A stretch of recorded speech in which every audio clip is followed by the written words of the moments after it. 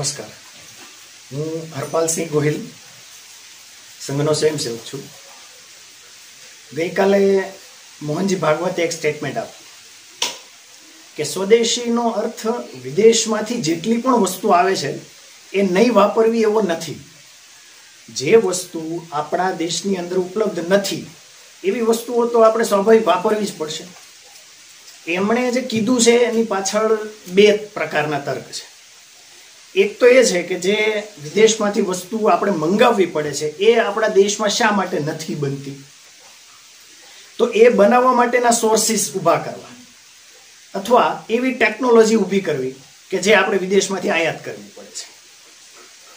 બીજો એવો અર્થ છે કે આપણે આપણા દેશનો પૈસો બીજા દેશમાં શા માટે મોકલવો, જે આપણે મહેનતે ઊભા કરેલા રૂપિયા છે એને આપણે બીજા દેશમાં શા માટે મોકલીએ ભાઈ. ગુલામીનો એક અર્થ એવો પણ છે કે આપણે વિદેશમાંથી આવતી વસ્તુ એ ચાહે કોઈ પણ સ્વરૂપે હોય, એ ટેકનોલોજીના સ્વરૂપમાં હોય કે સોફ્ટવેરના સ્વરૂપમાં હોય કે પછી કોઈ ભૌતિક સ્વરૂપમાં હોય, એ દરેક વસ્તુ આપણે જે વિદેશમાંથી આયાત કરીએ છીએ અને આપણે વાપરીએ છીએ એ આપણા માટે ગુલામીનો જ એક અર્થ છે અથવા ગુલામીની જ એક તરફ આપણે જઈ રહ્યા છીએ એવું કહી શકાય. સ્વદેશીનો અર્થ માત્ર એવો નથી કે વિદેશમાંથી આવતી વસ્તુઓ વાપરવી. સ્વદેશીનો અર્થ સ્વભાષા, સ્વભૂષા, સ્વસંસ્કૃતિ, આ પણ સ્વદેશીનો જ એક અર્થ છે. કુલ મળીને 3 પ્રકારના વિષયો છે કે સ્વભાષા એટલે શું, સ્વભૂષા એટલે શું, સ્વસંસ્કૃતિ એટલે શું. સૌથી મોટો આઘાત આપણા દેશ ઉપર જે કાંઈ પણ થયો છે એ સૌથી મોટો આઘાત આપણી સંસ્કૃતિ, સભ્યતા, પરંપરાઓ ઉપર થયો. આવું કેમ થયું? હજારો વર્ષો પહેલા જે વિશ્વનું માર્ગદર્શન કરતો હતો એવો ભારત દેશ આજે એણે બીજા દેશ પાસેથી ઉધાર પૈસા માંગવા પડે છે અથવા એની જીડીપી આટલી બધી નીચે જઈ શકે છે. એનું એકમાત્ર કારણ છે આપણા દેશની અંદર જે મૂળ સભ્યતાઓ, પરંપરાઓ હતી એ કોઈને કોઈ આક્રાંતાઓ દ્વારા નષ્ટ થઈ. પહેલો વિષય, સૌથી મોટો પહેલો આઘાત થયો એ આપણી શૈક્ષણિક પરંપરાઓ ઉપર આઘાત થયો. અંગ્રેજો જ્યારે ભારતની અંદર પ્રવેશ કર્યો ત્યારે ભારતના ગામડા લગભગ 6,52,000 અને ભારતના ગામડાઓમાં ગુરુકુળ લગભગ 6 લાખ. એનો અર્થ એવો છે કે ગામ દીઠ એક ગુરુકુળ હતું. આટલા વર્ષો સુધી સંઘર્ષ કર્યા પછી પણ આ દેશ ઉપર ક્યારેય કોઈ રાજ ન કરી શક્યા. કોઈ પણ આટલા બધા આક્રાંતાઓ આવ્યા, ફ્રાન્સિસ આવ્યા, અંગ્રેજો આવ્યા, મુઘલ આવ્યા, પણ એ ભારત દેશને ગુલામ નહીં બનાવી શક્યા. અંગ્રેજો માટે પણ ભારત દેશને ગુલામ બનાવવું સૌથી મુશ્કેલ કામ હતું, કારણ કે અહીંના લોહીમાં જ દેશભક્તિ, સમાજભક્તિ, રાષ્ટ્રભક્તિ આ બધું વણાયેલું હતું. પારંપરિક આપણા ઉત્સવોમાં, આપણી પરંપરાઓમાં આ બધું વણાયેલું હતું. એટલે આ દેશને ગુલામ બનાવવો બહુ મુશ્કેલ હતું. અને સ્વાભાવિક છે કે તમે કોઈ પણ દેશને ગુલામ બનાવવો હોય તો 2 પ્રકારે આક્રમણ કરી શકો. એક તો તમે સીધા હથિયારો લઈને એ દેશ ઉપર તૂટી પડો અને દેશને ગુલામ બનાવો. આજની પરિભાષામાં તમારે દેશને ગુલામ બનાવવો હોય તો હથિયારો તો બધા પાસે છે. અણુબોમ્બ, હાઇડ્રોજન બોમ્બ બધા પાસે છે. બહુ ઓછા એવા દેશ છે કે જેની પાસે નથી. પરંતુ આજે તમારે કોઈ દેશને તમારો ગુલામ બનાવવો છે તો શું કરે છે? એ દેશની જીડીપીને તોડો. એ દેશ ઉપર પોતાના દેશમાં બનતી વસ્તુઓને એ દેશમાં નિર્યાત કરો. એ દેશ એ વસ્તુઓને ખરીદે અને એ પૈસા આપણા દેશમાં મોકલે એટલે દેશ આપોઆપ પાયમાલ થઈ જશે.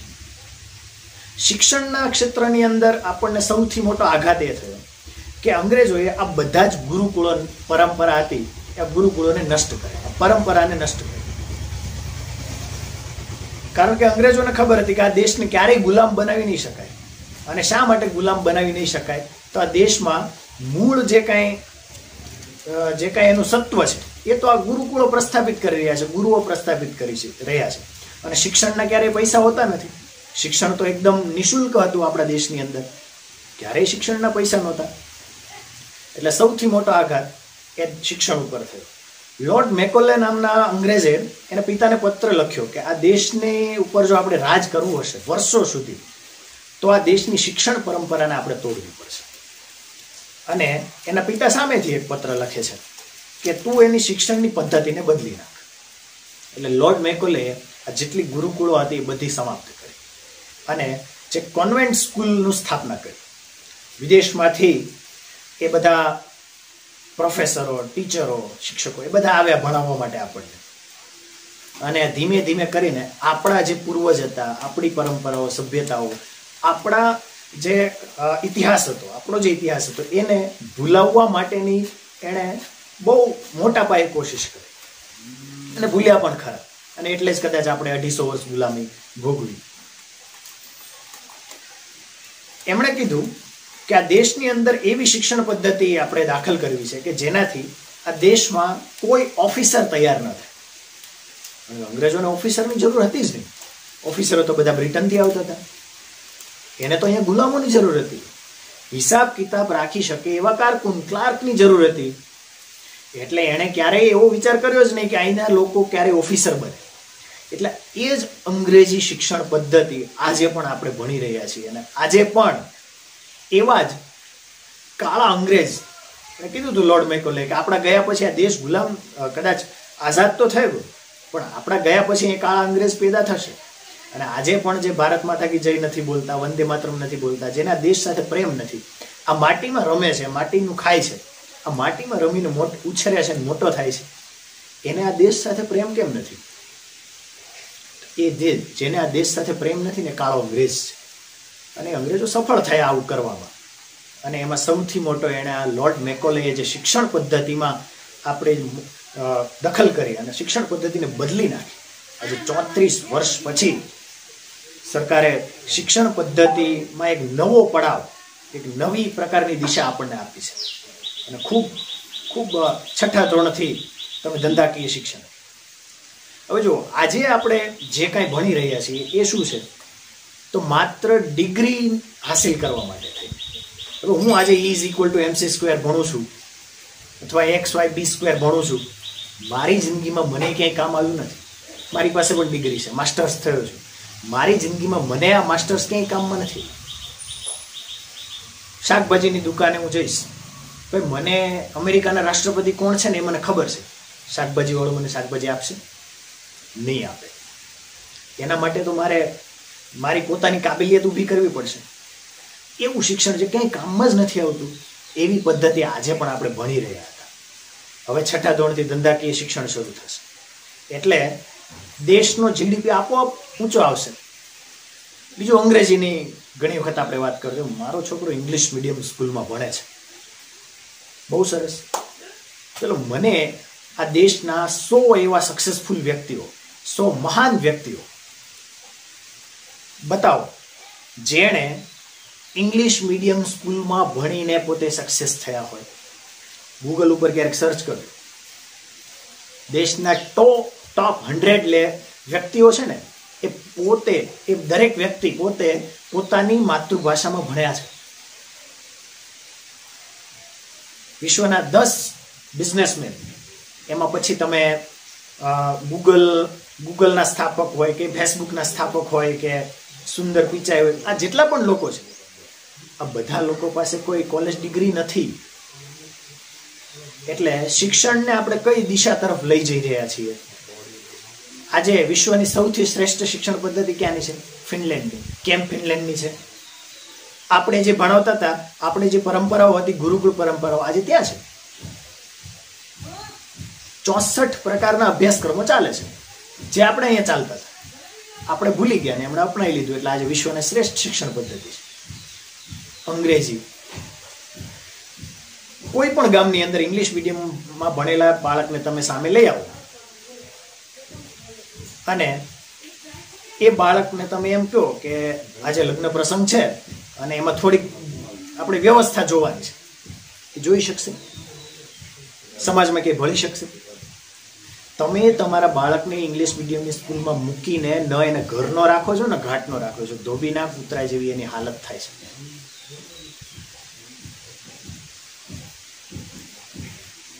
એ ઇંગ્લિશ સારું કદાચ બોલે છે, કાંઈ વાંધો નહીં, ભલે બોલતો હશે, પણ એને ગુજરાતી આવડે?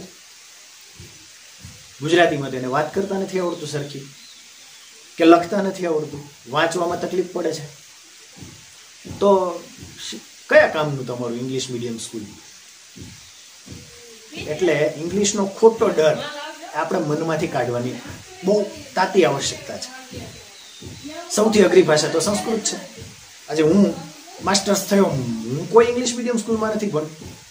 હું કોઈ અંગ્રેજ કે બ્રિટનના વ્યક્તિ સાથે થોડી ઘણી ઇંગ્લિશમાં વાત કરી શકું છું, અને એ પણ એકાદ મહિના ઇંગ્લિશમાં મહેનત કર્યા પછી, ભણ્યા પછી.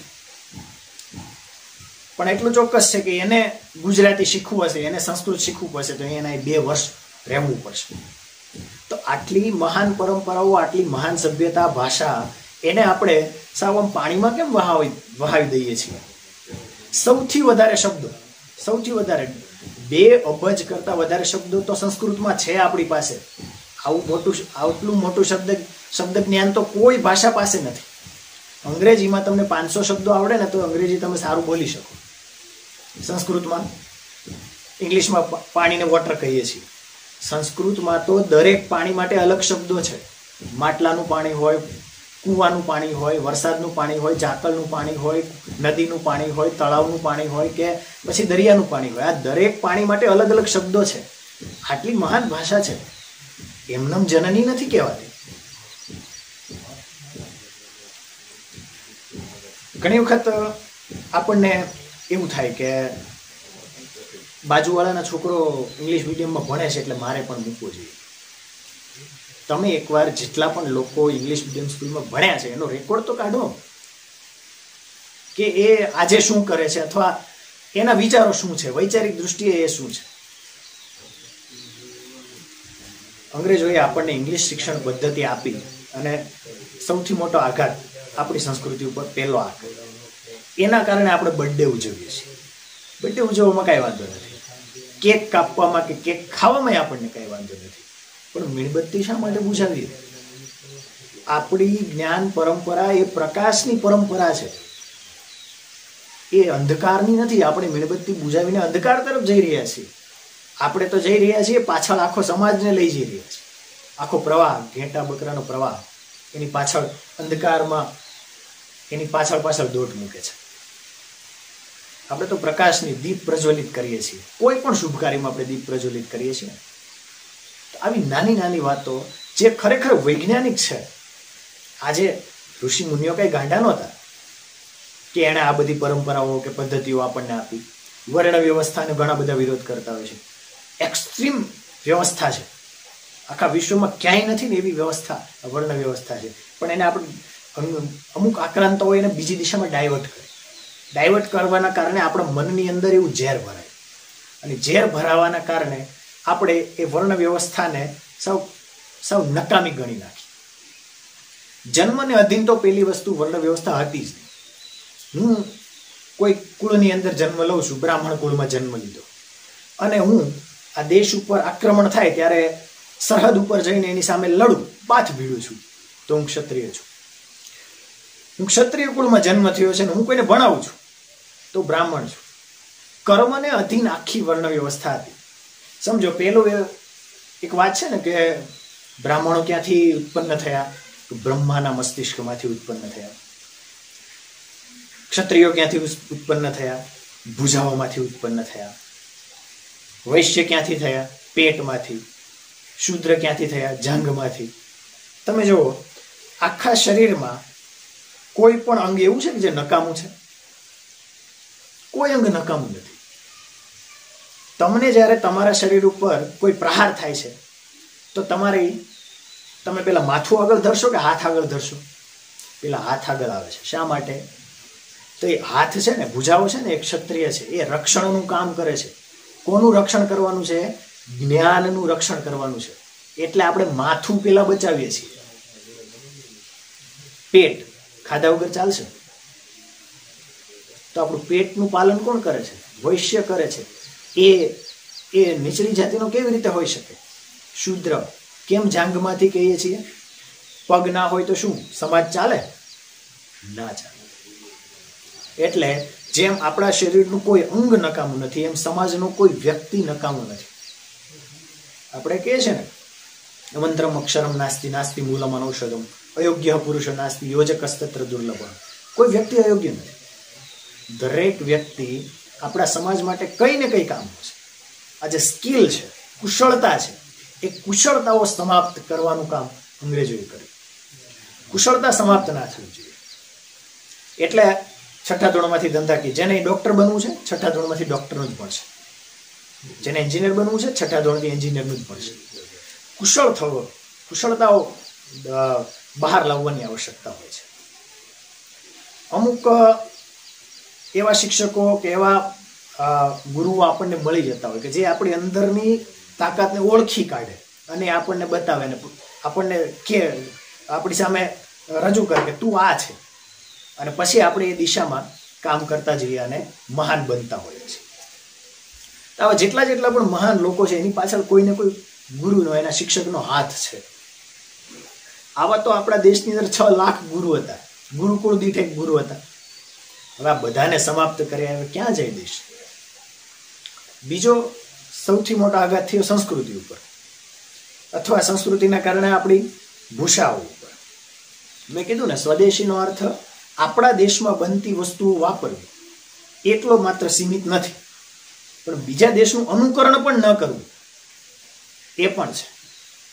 પાશ્ચાત્ય સંસ્કૃતિનો આપણા ઉપર ખૂબ મોટો પ્રભાવ આજે પણ છે. એનો એક સૌથી મોટો પ્રભાવ આપણા વેશ ઉપર પણ છે. અલગ અલગ પ્રકારના કપડાં પહેરીને, અથવા આપણે શૂટ પહેરીએ છીએ. વિદેશમાં શૂટ શા માટે પહેરે ભાઈ? અરે ત્યાં સતત ઠંડી હોય. આપણે ત્યાં તો 3 પ્રકારની સરસ મજાની ઋતુઓ છે. શિયાળો છે, ઉનાળો છે, ચોમાસું છે. ગરમીનો પ્રદેશ છે. આપણે શૂટ પહેરીએ તો ગરમીના બફાઈ જઈએ. ત્યાં તો શૂટની બહુ આવશ્યકતા છે. ટાઈ રાખે છે. શા માટે ટાઈ છે ભાઈ? સતત શરદીનો માહોલ હોય, નાક લૂછવા માટે ટાઈની જરૂર પડે, એટલે ત્યાં ટાઈની પ્રથા છે. બધું આપણે આંધળું અનુકરણ કરીને બધું સ્વીકારી લીધું. કોન્વેન્ટ સ્કૂલોમાં ભણ્યા, જે ભણે એ તો કંઈ કામમાં આવતું નથી. આપણે એનું તો કંઈ કામમાં નથી આવતું, આપણું છે એ બધું ભૂલવા મળ્યા છે. એટલે આપણું જે કંઈ છે એને આપણે ઉજાગર કરવું, એને બહાર લઈ આવવું. એ આપણા મૂળ સ્વભાવમાં જ્યારે આવે તો ખરેખર આ દેશનો, આપણે જે દિશામાં આપણે દેશને લઈ જવા માંગીએ છીએ એ દેશ એ દિશામાં જ જાય. સમાજ વ્યવસ્થાને ક્યારેય વખોડવી, અને સમાજ વ્યવસ્થાના કારણે કોઈ વર્ગ નીચલો છે અથવા કોઈ વર્ગ ઊંચલો છે, આ વાતને તદ્દન મનમાંથી કાઢી નાખો. ભારત સિવાયના કોઈ પણ દેશમાં તમે ક્યારેય પણ જશો ત્યારે તમને કોઈ નહીં પૂછે તમે કઈ જ્ઞાતિમાંથી, કયા સમાજમાંથી આવો છો. તમને એ જ પૂછશે, કહો તમે ભારતથી આવો છો. આજે તો ભારતનું નામ વિશ્વમાં ખૂબ રોશન થઈ રહ્યું છે, એટલે તમારે તરફ સન્માનની નજરોથી જોશે. પણ તમે કઈ જ્ઞાતિના છો એનાથી એને કોઈ ફરક નહીં પડે. એટલે મનની અંદર આ જ્ઞાતિ જાતિનું જે અભિમાન છે ને એને એકવાર બાજુમાં મૂકી દો, કાઢી નાખો. તમારી પાસે શું છે? નોલેજ છે, જ્ઞાન છે. એ જ્ઞાન જ તમારી સૌથી મોટી મૂડી છે. એટલે એ મૂડીને સાચવી રાખો તો વાસ્તવમાં તમે આ દેશ ઉપર ઉપકાર કરી રહ્યા છો. હવે બીજું એવું છે કે સ્વદેશી વસ્તુ વાપરવી. એટલે કઈ સ્વદેશી વસ્તુ વાપરવી? તો આપણને પ્રશ્ન થાય કે મને તો ખબર જ નથી કયા દેશમાંથી, અથવા આપણા દેશની વસ્તુ કઈ છે બીજા દેશની વસ્તુ કઈ છે. તો જેના ઉપર યુ લખેલો છે, કેવા ષડયંત્રો ચાલે જુઓ. યુ લખેલો છે એ હિન્દુસ્તાન યુનિલિવર લિમિટેડ નામની કંપની છે. એનું નામ શું છે? હિન્દુસ્તાન. પણ છે શું? વિદેશી કંપનીઓનું સંગઠન છે, અને એ આપણા દેશની અંદર વ્યાપાર ચલાવે છે. ધોમ રૂપિયો લઈ જાય છે આપણા દેશમાંથી. કોલગેટ સૌથી વધારે રૂપિયો લઈ જાય છે દેશમાં. વિદેશી પીણા, વિદેશી એપ્લિકેશન. ભારત સરકાર કઈ ગાંડી નથી કે આટલી બધી 59 એપ્લિકેશન ઉપર બેન મૂકે છે. અબજો રૂપિયા એપ્લિકેશનના કારણે આપણા દેશમાંથી બીજા દેશમાં ટ્રાન્સફર થઈ રહ્યા છે. તો શું જીડીપી એમને ઊંચો આવશે? તમે જુઓ, આપણે જ્યારે આઝાદ થયા 1947માં ત્યારે દેશનો જીડીપી કે દર શું હતો? જીડીપી નહીં, આપણે ડોલરની સામે આપણો રૂપિયો શું હતો? 1 રૂપિયો બરાબર $13 હતા. આજે 75 થી 80 રૂપિયા બરાબર $1. આટલા બધી જીડીપીની ગિરાવટ કેમ આવી? એક તો પેલું તો વસ્તી નિયંત્રણ તો છે જ નહીં ભારતમાં. આવશે ધીમે ધીમે વસ્તી નિયંત્રણ પણ આવશે, એટલે ઉત્પાદનો પણ વધારે કરવા પડે. બીજું પેસ્ટિસાઇડ્સ વાપરીએ, દવાઓ રાસાયણિક વાપરીએ, એના કારણે પણ ઘણું બધું મોટું નુકસાન આ દેશમાં થઈ રહ્યું છે.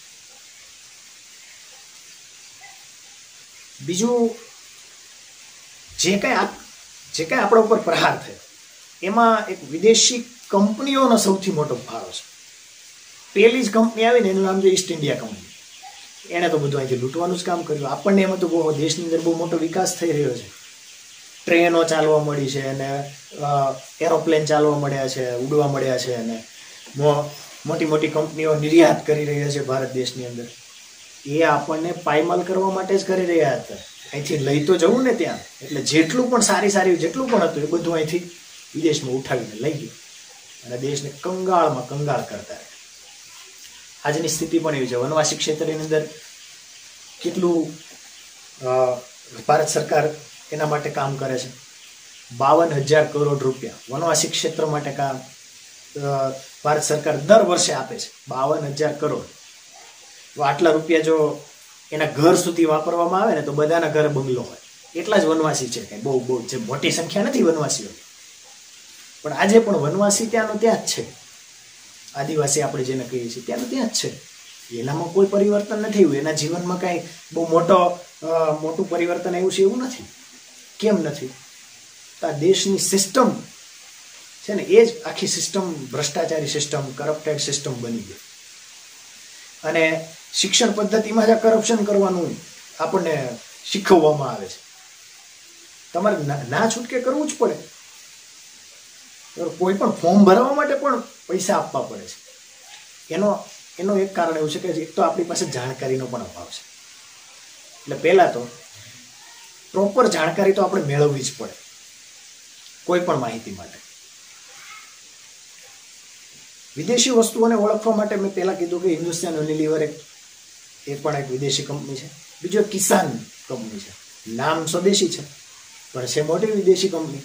કિસાન સ્વદેશી નામ છે. બીજું ઘણી વખત એવું થાય, મિસઅન્ડરસ્ટેન્ડિંગ થાય. પીટર ઇંગ્લેન્ડ સ્વદેશી કંપની છે અને વિદેશમાં નિર્યાત કરે છે. સ્વદેશીના આંદોલનમાં સૌથી મોટો ફાળો આપણે જાણીએ છીએ ગાંધીજીનો છે. હરદેશર ગોદરેજ છે, જમશેદજી તાતા છે. આવા અમુક વિદ્વાન લોકોએ આ દેશ ઉપર મોટો ઉપકાર કર્યો કે સ્વદેશી વસ્તુ વાપરો. સ્વદેશીનો અર્થ આપણે જે ખરીદી લીધેલી વસ્તુઓ છે એનો બહિષ્કાર કરી દેવો એવું નથી. એ તો પૈસા ખર્ચી નાખ્યા, આપણે ખરીદાઈ ગઈ છે. આપણી જાણકારીની બહાર હતી એટલે ખરીદાઈ ગઈ. તો એને કંઈ આપણે હોળી જલાવી દેવી એવું નથી. એ તો આપણા જ પૈસા ડૂબી જવાના છે. પરંતુ હવે આપણે ધ્યાન રાખવું પડે કે જે પણ વસ્તુ આપણે ખરીદીએ છીએ એ વસ્તુ આપણા દેશમાં બનેલી છે કે નહીં એ જોવું પડશે. બીજું એવું છે કે અમુક વસ્તુ આપણે ના છૂટકે વિદેશની ખરીદવી પડશે, કારણ કે એ પ્રકારની ટેકનોલોજી હજી ભારતમાં નથી ઉપલબ્ધ થઈ, અથવા એ પ્રકારની વસ્તુ આપણી જરૂરિયાત છે પણ એ બનતી નથી, એટલે આપણે સ્વાભાવિક છે ખરીદવી પડશે. બીજું એવું છે કે પોતાના ગામમાં જે વસ્તુ બને છે અથવા જે કાંઈ ઉત્પાદન થાય છે એને આપણે શહેર સુધી પહોંચાડવું જ ના પડે એવી કોઈ વ્યવસ્થાઓ. દાખલા તરીકે આખા ગામમાંથી દરેક વ્યક્તિ જો રીંગણા જ કરે તો આખા ગામમાં એ રીંગણા ક્યાં છે? રોજ બધા રીંગણા ખાશે, એક વર્ષ સુધી રીંગણા ખાય તોય ના ખૂટે. એટલે એને તમારા શહેર સુધી મોકલવા જ પડશે. પરંતુ ગામ એવું નક્કી કરે કે આ ખેડૂત રીંગણા કરે, બીજો ખેડૂત કારેલા કરે, ત્રીજો ખેડૂત દૂધી કરે, તો સ્વાભાવિક છે કે એને બહુ ઓછું નિકાસ કરવું પડે અને પોતાના ગામમાં પૈસો પોતાના ગામમાં. આવી પદ્ધતિ આપણે ત્યાં હતી. વર્ણ વ્યવસ્થાની વાત મેં એટલા માટે જ કરી તમને કે હુનરના આધારે આપણી વર્ણ વ્યવસ્થા હતી. જેને જે કંઈ આવડે છે એના આધારે આપણી વર્ણ વ્યવસ્થા ટકી રહેશે. તો આપણો જીડીપી દર છે એ ઉત્તરોત્તર વધતો જશે, ઘટશે નહીં. એટલા માટે કે જે પણ આપણા ગામમાં બને છે એ બનતી વસ્તુને આપણે આપણા ગામમાં જ રાખવી અને આપણા ગામમાં જ એનું વેચાણ કરવું, તો ગામનો પૈસો ગામમાં રહે. બીજું ગ્રામ પંચાયતે પણ એવી સિસ્ટમ કોઈ ગોઠવવી પડે. હવે ધીમે ધીમે સરકાર પણ એ તરફ ધ્યાન આપી રહી છે. કે એ ગામના 10-12 એવા ખેડૂતોને ભેગા કરે અને એ ખેડૂતો પોતાનો માલ છે એ પોતે ખરીદી લે અને પછી એનો કોઈ યોગ્ય જગ્યાએ એનું વેચાણ કરે. આવી સિસ્ટમ હવે ભારત સરકાર પણ, એટલે આજ એનું કારણ એવું છે કે આજે વચેટિયા લોકો છે જે ખેડૂતનો માલ છે એ 25 રૂપિયામાં ખરીદે છે અને 50 રૂપિયામાં બીજાને વેચે છે, ત્રીજો 75 રૂપિયામાં વેચે છે. આજે વચેટિયાની સિસ્ટમ છે ને આ નાબૂદ થઈ જશે ધીમે ધીમે. એટલે સ્વદેશી વાપરવું એ પણ એક દેશભક્તિનો જ આજે કંઈ આપણે કંઈ બંદૂક લઈને બોર્ડર ઉપર જવાની જરૂર નથી. સ્વદેશી વાપરવી એ મોટી દેશભક્તિ છે. વિદેશી એપ્સને આપણે અનઇન્સ્ટોલ કરી દઈએ એ પણ મોટી દેશભક્તિ છે. ધીમે ધીમે આપણે આ દિશા તરફ વિચાર કરવો પડશે.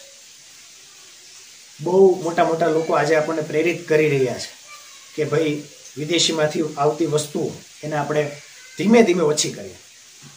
સોફ્ટવેર છે તો 1 અઠવાડિયામાં આપણે એને અનઇન્સ્ટોલ કરી દઈએ, અને હાર્ડવેર છે કોઈ પણ તો એને 1 વર્ષમાં, કારણ કે હાર્ડવેર છે આપણે ખરીદી લીધું છે, 1 વર્ષમાં તો કોઈ પણ આજનો મોબાઈલ 1 વર્ષમાં ચાલીને પૂરો જ થઈ જાય છે. તો 1 વર્ષ પછી જ્યારે આપણે નવી કોઈ વસ્તુ, ભૌતિક વસ્તુ લઈએ છીએ એ આપણે પોતાના દેશમાં બનેલી, એટલે લગભગ આવતા 1 વર્ષની અંદર તો મોટા ભાગની કંપનીઓ ભારતમાં આવશે. એટલે આપણને બહુ સરળતા રહેશે કે જે આપણે વિદેશમાંથી મંગાવવી પડતી હતી એ વસ્તુઓ આપણા દેશમાં ઉપલબ્ધ થશે.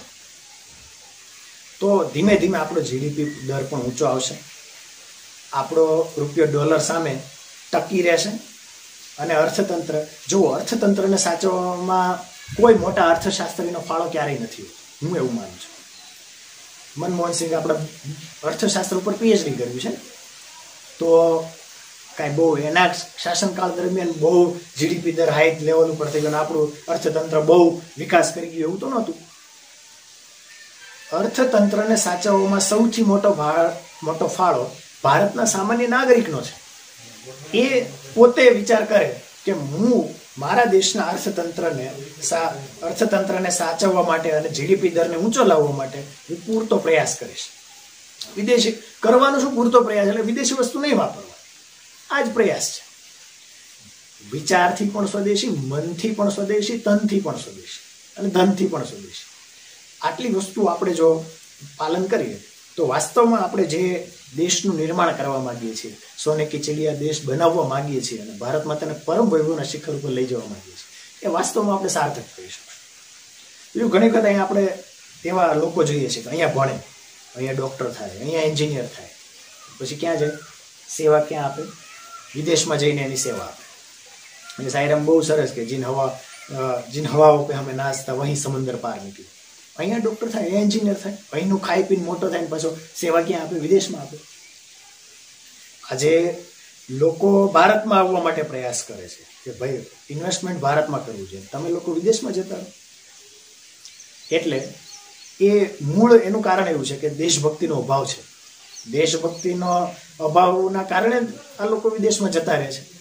નહીં તો દેશભક્ત હોય તો પોતે પોતાની પાસે જે હુનર છે એની સેવા પોતાના દેશના લોકોને આપે ને.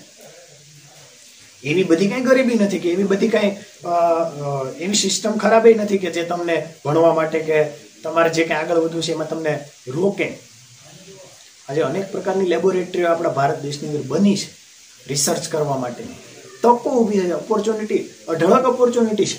હવે તો તમે એકવાર હુનર પોતાનું બતાવો એટલે તમને રસ્તાઓ આપોઆપ મળતા જાય. એટલી બધી તકો હવે દેશ આપી રહ્યો છે આપણને. શા માટે વિદેશમાં જઈએ? પોતાની પાસે જે કાંઈ છે આપણા દેશમાં આપીએ ને. તો આવી થોડી વાતો મેં તમારી સામે મૂકવાનો પ્રયાસ કર્યો છે. આના ઉપર વિચાર કરવાની આવશ્યકતા છે. અને પરંપરાઓને સાચવવી, આપણી સભ્યતાને સાચવવી, બરાબર. ઘણી વખત આપણને એવું લાગે કે બહુ રૂઢિવાદી વાતો છે. આ રૂઢિવાદી વાતોની પાછળ વૈજ્ઞાનિક વિચાર સમાયેલો છે. દરેક વાત આપણે આજે આપણા પૂજા પદ્ધતિની અંદર દરેક વાત જે કંઈ કરી રહ્યા છીએ એ બધું જ વૈજ્ઞાનિક છે. બહુ સમજી વિચારીને કરવામાં આવેલું છે. તિલક કરવું, અહીંયા આજ્ઞાચક્ર છે. તમે તિલક કરો એટલે તમારું સંપૂર્ણ ધ્યાન છે એ ફોકસ રહે. તમારું ધ્યાન, તમે કોઈ પણ કામ કરી રહ્યા છો એના ઉપર તમારું ધ્યાન કેન્દ્રિત થાય. એટલા માટે તિલક છે, આજ્ઞાચક્ર છે. સિંદૂર કરવાનું, બહેનોને હંમેશા કામ કરવાનું પડતું હોય છે, રસોઈ ઘરમાં કામ કરતા હોય એટલે ગરમાહટ હોય માહોલ, તો એનું મસ્તિષ્ક છે શાંત રહે એટલા માટે સિંદૂર કરવાની પ્રથા છે. સિક્કો નાખવાનો નદીમાં, પેલા તાંબાના સિક્કા આવતા, તાંબુ આપણને ખબર છે પાણીને શુદ્ધ કરે છે, તો એ સિક્કો પાણીમાં નાખીએ નદીમાં એટલે નદીનું પાણી અંતે આપણા ઘરમાં આવવાનું છે, પાણી પીવાના છે, તો એ શુદ્ધ પાણી આપણને મળી રહે એટલા માટે છે સિક્કો નાખવાની પરંપરા. સ્ટીલના સિક્કાની વાત નથી કરતો, એ પહેલાના જમાનામાં જે તાંબાના સિક્કા આવતા એ આપણે નાખતા હતા. આવી દરેક વાત. શ્રીફળ વધેરવું, પૂજા પદ્ધતિને લઈને આપણે કેમ કે તુલસીને કેમ માતા માનીએ છીએ, પીપળાની કેમ પૂજા કરીએ છીએ. પીપળાની પૂજા કરે છે બેન, એને આડા એના ફરતે 108 ચક્કર લગાવે છે. કેમ આવું કરે છે? તો પીપળો તો 24 કલાક ઓક્સિજન આપનારું વૃક્ષ છે.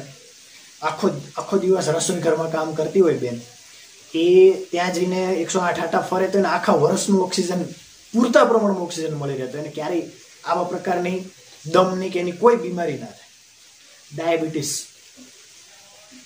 કેવો મોટો, લગભગ 80% લોકોને ડાયાબિટીસ છે.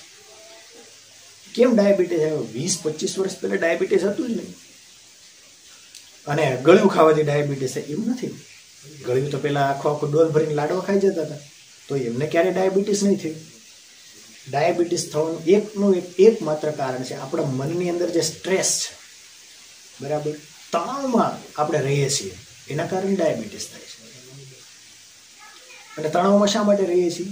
આપણા ખોરાક બદલાયા એટલે આપણે તણાવમાં રહીએ છીએ. ખોરાક બદલાયા શું? બધું જે પણ બીટી કપાસ કરીએ, પછી એમાંથી કપાસિયા નીકળે, એનું તેલ નીકળે, એ તેલ આપણા ઘરમાં આવે અને એ તેલ આપણે ખાઈએ. ઝેરથી પકાવેલી વસ્તુ પાછી આપણા શરીરમાં ઝેર બનીને જ જાય તો ડાયાબિટીસ થવાનું જ છે. માણસ તણાવમાં આવવાનો જ છે. એટલે કમસે કમ આપણે એટલું તો નક્કી કરી જ શકીએ કે જે પણ વસ્તુ આપણે ખાઈએ છીએ આપણા ઘરમાં આવે છે એ આપણા દેશમાં બનતી હોય, એ ઝેર મુક્ત હોય એવો પ્રયાસ કરીએ તો સશક્ત સમાજ આપણે ઊભો કરી શકીએ. કારણ કે સમાજને જે પણ આપણે જો શક્તિશાળી બનાવવો હશે તો આપણે સારું ખાવાનું તો એને આપવું જ પડશે, ઝેર મુક્ત ખાવાનું તો એને આપવું જ પડશે, તો શક્તિશાળી સમાજ બનશે. એટલે પહેલો પ્રયાસ આપણે એવો કરવો પડે કે જે પણ આપણા ઘરની અંદર જે વસ્તુ આવે આપણે ઘરથી જ શરૂઆત કરવી પડે, તો પછી આપણે સમાજને કુટુંબને કહી શકીએ કે ભાઈ આવું કરો. એટલે પહેલાં આપણે વિદેશમાંથી વસ્તુ આવે છે એને બંધ કરીએ ધીમે ધીમે.